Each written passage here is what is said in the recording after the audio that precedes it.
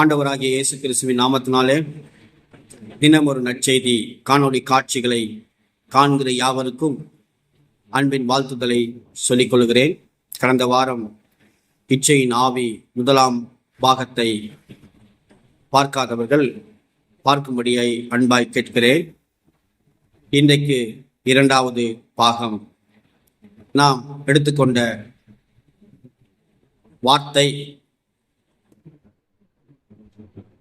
யாக்கோபு 1 அதிகாரம் 14-16 வரை வாசிக்கும் போது, பின்பு இச்சையானது கர்ப்பம் தரித்து பாவத்தை பிறப்பிக்கும், பாவம் பூரணமாகும் போது மரணத்தை பிறப்பிக்கும்.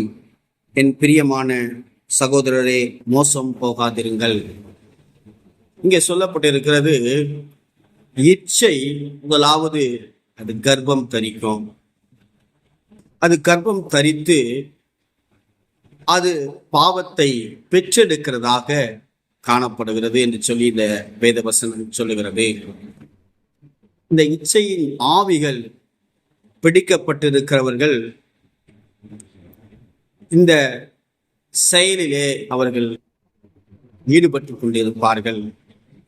வேத வசனத்திலிருந்து ஒரு சம்பவம் எழுதப்பட்டிருக்கிறது. நம்ம எடுத்து வாசிப்போம். ஆதியாகமத்தில் 39 அதிகாரம் 6 வசனத்திலிருந்து நம்ம வாசிக்கும் பொழுது, ஆகையால் அவன் தனக்கு உண்டானதையெல்லாம் யோசேப்பின் கையிலே ஒப்பு கொடுத்து விட்டு, தான் புசிக்கிற போஜனம் தவிர தன்னிடத்தில் இருக்கிற மற்றொன்றை குறித்தும் விசாரியாதிருந்தான். யோசேப்பு அழகான ரூபமும் சௌந்தரிய முகம் உள்ளவனாய் இருந்தான். யோசேப்பை குறித்து வேதவசனம் சொல்லுகிறது, யோசேப்பு அடிமையாக போத்திபாரின் வீட்டிலே அவர் இருக்கிறான். அப்படி அவர் இருக்கிற போதுதான் இந்த வசனம் சொல்லுகிறது, அந்த போத்திபார் எல்லாவற்றையும் யோசேப்பினிடத்தில் ஒப்பு கொடுத்தான். யோசேப்பு அழகான ரூபமும் சௌந்தரிய முகமும் உள்ளவனாய் இருந்தான். சில நாள் சென்ற பின் அவனுடைய எஜமான் மனைவி யோசேப்பின் மேல் கண் போட்டு, என்னோடே சயனி என்றாள். அடுத்த வசனம் 8. அவனோ தன் எஜமானுடைய மனைவியின் சொல்லுக்கு இணங்காமல் அவளை நோக்கி, இதோ வீட்டிலே என்னிடத்தில் இருக்கிறவர்களில் யாதொன்றை குறித்தும் என் ஆண்டவன் விசாரியாமல் தமக்கு உண்டான எல்லாவற்றையும் என் கையில் ஒப்புவித்திருக்கிறார். இந்த வீட்டிலே என்னிலும் பெரியவன் இல்லை. நீ அவருடைய மனைவியா இருக்கிறபடியால் உன்னை தவிர வேறொன்றையும் அவர் எனக்கு விலக்கி வைக்கவில்லை. இப்படி இருக்க நான் இத்தனை பெரிய பொல்லாங்குக்கு உடன்பட்டு தேவனுக்கு விரோதமாய் பாவம் செய்வது எப்படி என்றான். 10 வசனம். அவள் நித்தம் யோசேப்போடு இப்படி பேசிக்கொண்டு வந்தும் அவள் அவளுடனே சயனிக்கவும் அவளுடனே இருக்கவும் சம்மதிக்கவில்லை. இப்படி இருக்கும்போது ஒரு நாள் அவன் தன் வேலையை செய்கிறதற்கு வீட்டுக்கு போனான். வீட்டு மனிதரில் ஒருவரும் வீட்டில் இல்லை. அப்பொழுது அவள் அவனுடைய வஸ்திரத்தை பற்றி பிடித்து, என்னோட சயனி என்றான். அவனோ தன் வஸ்திரத்தை அவள் கையிலே விட்டு வெளியே ஓடி போனான். அவன் தன் வஸ்திரத்தை அவள் கையில் விட்டு வெளியே ஓடி போனதை அவள் கண்டபோது, அவள் தன் வீட்டு மனிதரை கூப்பிட்டு, பாருங்கள், இவ்விலேய மனுஷன் நம்மிடத்தில் சரசம் பண்ணும்படிக்கு அவனை தமக்குள் கொண்டு வந்தார். அவன் என்னோட சயனிக்கும்படி என்னிடத்தில் வந்தான். நான் மிகுந்த சத்தமிட்டு கூப்பிட்டேன். இந்த வேத வசனம் என்ன சொல்லுகிறது? 6 வசனத்திலே நாம் வாசிக்கும் போது அங்கே சொல்லப்பட்டிருக்கிறது, யோசேப்பு அழகான ஒரு ரூபம் கொண்டிருந்தான். ஒரு நல்ல அழகான வாலிபன்.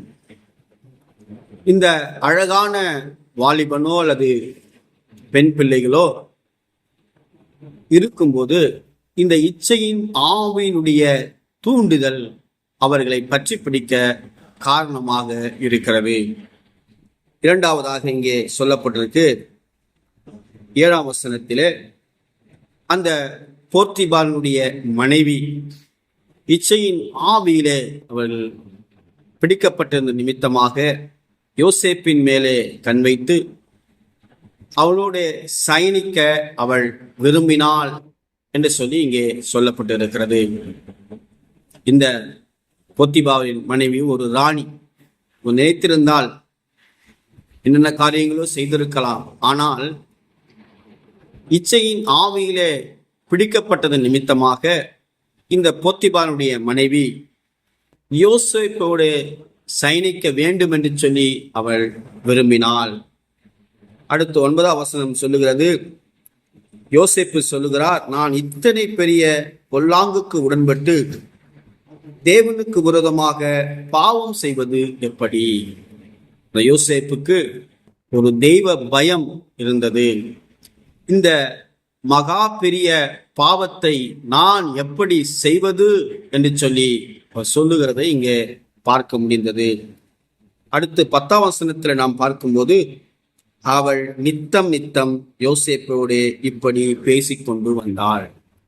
எப்படியாகிலும் இந்த இச்சையின் ஆவியினாலே மற்றவர்கள் பிடிக்கும்படியாக அது வகை தேடிக் கொண்டிருக்கிறதை இந்த வேத வசனத்தின் வழியாக நாம் பார்க்க முடிகிறது. ஆனால் இந்த யோசேப்பு தேவனுக்கு பயந்தது நிமித்தமாக, தேவனுக்கு விரோதமாக இத்தனை பெரிய பொல்லாப்பை நான் எப்படி செய்வது என்று சொல்லி அவன் விலகி நிமித்தமாக அவள் தப்பித்து கொண்டான். இன்றைக்கும் அநேகர் சகோதர சகோதரிகள் இச்சையின் ஆவியிலே பிடிக்கப்பட்டு நித்தம் மற்றவர்களோடு கூட உறவு கொள்ளுகிற காரியங்கள் அது நடந்தேறிக் கொண்டு வருகிறது. எனக்கு தெரிந்த ஒரு நபர் வேலைக்கு சென்ற இடத்திலே இப்படிப்பட்ட இச்சையின் ஆவியிலே பிடிக்கப்பட்டு அவளோடு சயனித்து இன்றைக்கு தேவனை விட்டு தூரம் போகிற காரியங்கள் நடைபெற்று கொண்டிருக்கிறது. இரவிலே தூக்கம் வருவதில்லை. அந்த இச்சையின் ஆவி அந்த சகோதரனை பிடித்து நித்தமும் வதைத்து கொண்டிருக்கிறது. இதை கேட்டுக்கொண்டிருக்கிற அன்பு சகோதர சகோதரிகளே, தேவனுக்கு விரோதமான பொல்லாப்பு, தேவனுக்கு விரோதமான மிகப்பெரிய பாவம், அது சாபத்தை அது கொண்டு வருகிறதா இருக்கிறது. ஏதோ வாலிப பிரயாயத்தில் அல்லது சூழ்நிலை நிமித்தமாக நான் இப்படி சிக்கிக்கொண்டேன் என்று சொல்லி சொல்லுகிறவர்கள் தங்களுக்கும் தம் குடும்பத்திற்கும் சாபத்தை வைத்துவிட்டு போகிறார்கள் என்பதை மாத்திரம் மறந்துவிடக்கூடாது. இந்த வேத வசனத்தில் நாம் பார்த்த அந்த காரியம், யோசேப்பு உடன்பட்டிருந்தால் அந்த இடத்துல அவனுக்கு பெரிய ஒரு ராஜ யோகம்தான், சகலமும் அவனுக்கு கிடைத்திருக்கும். ஆனால் தேவனுக்கு பயந்தது நிமித்தமாக இத்தனை பெரிய பொல்லாப்பை நான் எப்படி செய்வது என்று சொல்லி யோசேப்பு அந்த இடத்தை விட்டு தூர போனான் என்று சொல்லி பார்க்கிறோம். 13ஆம் வசனத்திலே, அவன் தன் வஸ்திரத்தை அவள் கையில் விட்டு வெளியே ஓடி போனதை அவள் கண்டபோது அவள் தன் வீட்டு மனிதரை கூப்பிட்டு, பாருங்கள், எபிரேய மனுஷன் நம்மிடத்தில் சவரசம் பண்ணும்படிக்கு அவனை தமக்குள் கொண்டு வந்தார். அவன் என்னோடு சயனிக்கும்படி என்னிடத்தில் வந்தான். நான் மிகுந்த சத்தமிட்டு கூப்பிட்டேன். அப்படியே பிளேட்டை மாத்தி போடுறான். எபிரேயர் மேலே குற்றத்தை சுமத்தி மீண்டுமாய் சிறைச்சாலைக்கு போகக்கூடிய நிகழ்வுகள் இந்த யோசேப்புக்கு நடந்ததாக வேதவசனம் சொல்லுகிறது. நாம் மிகவும் இதில் எச்சரிக்கையாக இருக்க வேண்டும். இதில் யாரும் சிக்கிக் கொள்ளக்கூடாது. ஒருவேளை இந்த இச்சையின் ஆவியிலே சிக்குண்டவர்கள் அதிலிருந்து வெளிவர விரும்பினால், அந்த பாதிப்பிலிருந்து வெளிவர விரும்பினால் என்னோடு கூட இந்த ஜெபத்தை சொல்லுங்கள். அப்படியே முழங்கால் படியிடுங்கள். எங்கள் அதிகமாக நேசிக்கிற எங்கள் அன்பின் பிதாவே, இந்த வேளையில இந்த இச்சையின் ஆவியை குறித்து சிறு காரியங்களை நாங்கள் தியானித்தோம். இன்றைக்கு அநேகர் இப்படிப்பட்ட பாவங்களிலே சிக்கிக் கொண்டிருக்கிறார்கள்.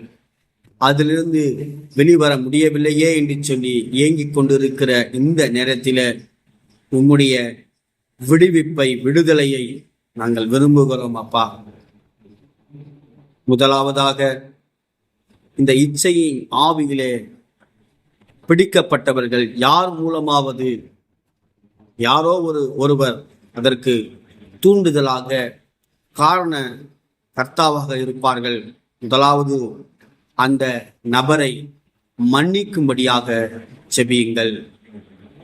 இசப்பா, இவங்க தான் இதற்கு காரணமா இருந்தாங்க, நானும் அதற்கு உடன்பட்டேன்.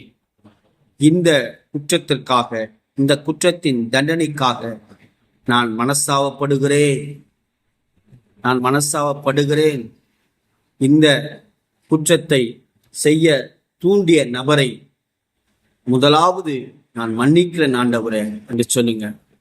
இரண்டாவதாக, இந்த பாவ செயலை செய்த என்னையும் நீர் மன்னிப்பீராக.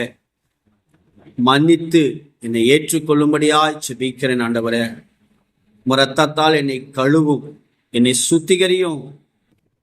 இந்த பாவத்தின் தண்டனையிலிருந்து என்னை நீங்களாக்கும் ஆண்டவரே.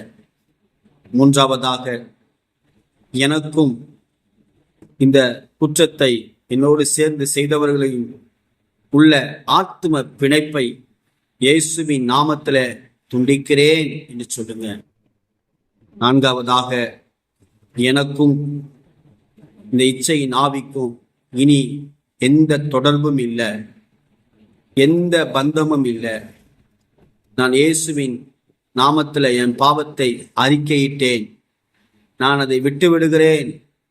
எனக்குள் இருந்து கிரியை செய்கிற இச்சையின் ஆவியே, இயேசுவின் நாமத்துல என்னை விட்டு வெளியேறு என்று சொல்லி உனக்கு கட்டளையிடுகிறேன்.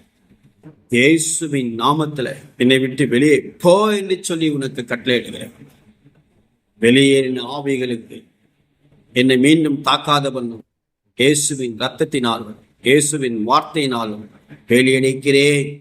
எங்கள் ஜீவனுள்ள நல்ல பிதாவே, ஆமேன். எசப்பா, இந்த வேளையில அறிக்கையிட்ட ஒவ்வொரு நபரையும் கண்ணோக்கி பார்ப்பீராக. பாவங்களையும் சாபங்களையும் தேவன் தயவாய் மன்னித்து அவர்களை விடுவிக்கும்படியாய் உடைய சமூகத்துல அவர்களுக்காக விண்ணப்பம் பண்ணுகிறேன். கர்த்தரதை செய்யப்போவதற்காய் நன்றி செலுத்துகிறேன். இயேசுவின் நாமத்தில் பிதாவே, ஆமேன்.